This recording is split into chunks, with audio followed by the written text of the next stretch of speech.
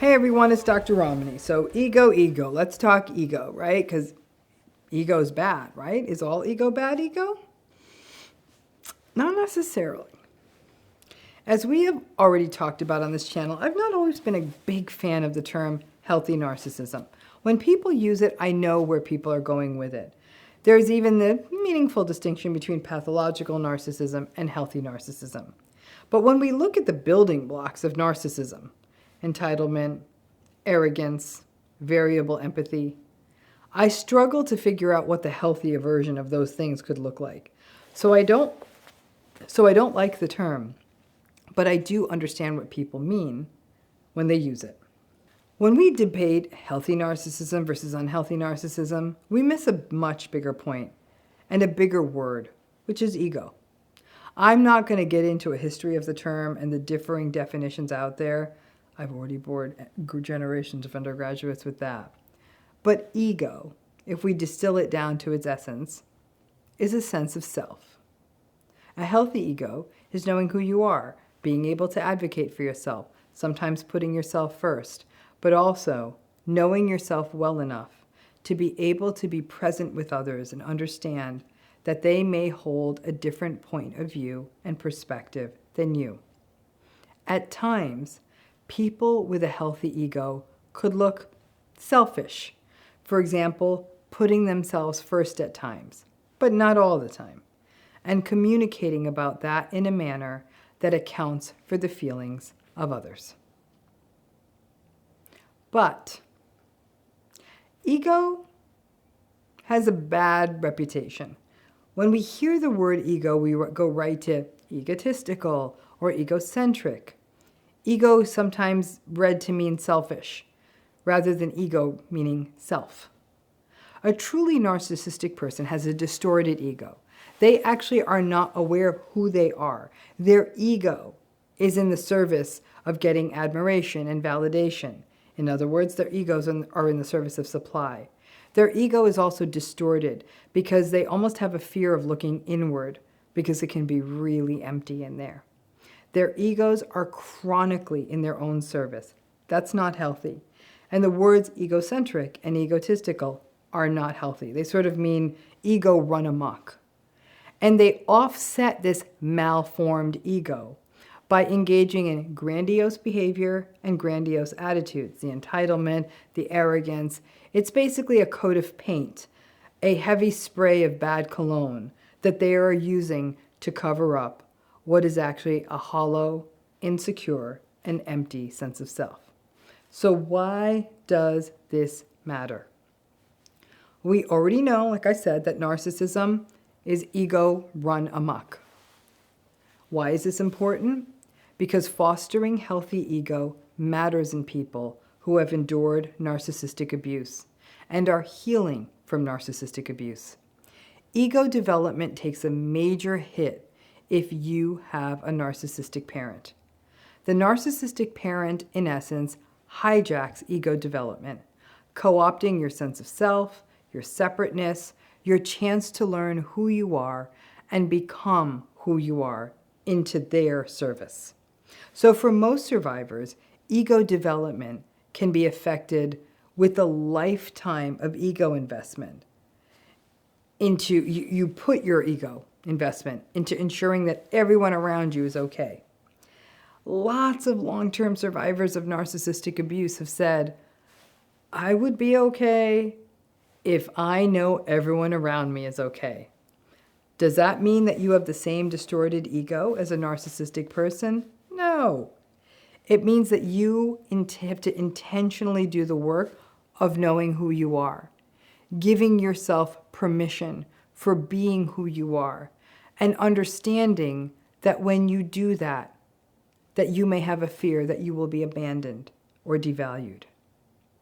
People who grow up with narcissistic parents may have difficulty with setting boundaries as well, largely because you were not allowed to have them when you had a narcissistic parent. So as an adult, that sense of separateness and the sense that you have no right to set boundaries can keep you stuck in an endless series of unhealthy relationships, frequently being taken advantage of. The development of a healthy sense of ego allows a person to practice a healthy and empathic no. But what about if you have an adult narcissistic relationship? Let's just say you had healthy parents. You get a leg up because some of that healthy ego development was able to happen for you.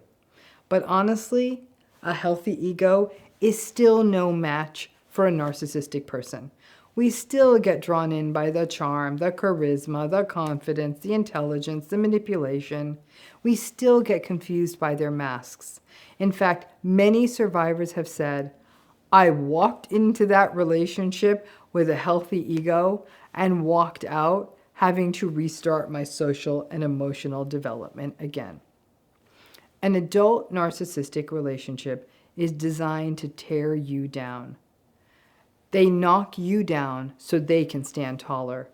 Your ego strength, boundaries, healthy sense of self will be labeled as you being arrogant, selfish, and that you aren't able to make the compromises of a relationship. Their manipulations are such that they will dismantle you bit by bit.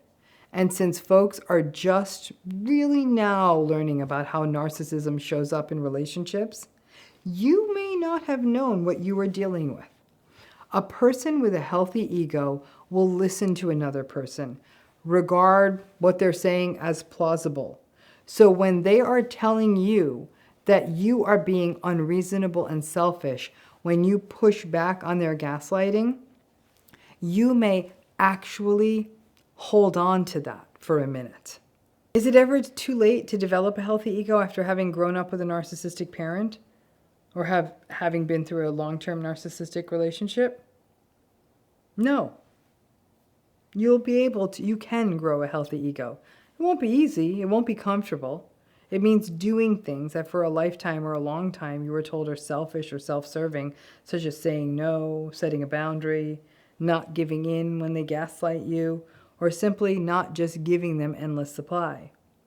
Radical acceptance can be a huge break in that wall of your healthy ego as you become very clear on what narcissism is. And when that happens, even though the grief may throw you sideways, over time, you are able to see that their behavior is unacceptable and will not change. And as healing begins, that you are not defined by it. Just ending that hold on you can really facilitate your healthy ego. The thing we talk about is something called ego strength. In a healthy person, ego strength goes alongside healthy ego. So many people mistakenly think that narcissistic people have healthy egos. Hell no, they do not. They have the unhealthiest egos around. The narcissistic ego is fragile. It's like an old piece of porcelain or a spun sugar dessert.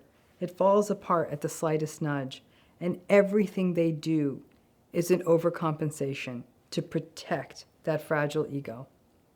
Healing means building that ego strength, which looks like not engaging with BS, knowing your worth, knowing when to step away, knowing what you can and can't do, advocating for yourself, and not in an entitled manner, but in a healthy way, asserting yourself and making your voice heard. Having a healthy ego while you are in a narcissistic relationship is a dangerous place to be, unless you are able to walk away or are willing to live in constant conflict. The relationship becomes death by 1,000 cuts. Your ego gets whittled down each day. But there is hope. As you understand narcissism more, as you heal and slowly build up that ego strength by spending time with healthy people, pursuing interests that are meaningful to you, cultivating your purpose, slowly lifting the self-blame, the combination of those two things will make you more discerning and hopefully you'll be able to step away at the first hint of gaslighting. Ego is good. Egotism is bad. Healthy ego is great. And the fragile, distorted ego of narcissistic people, well, that's just a mess.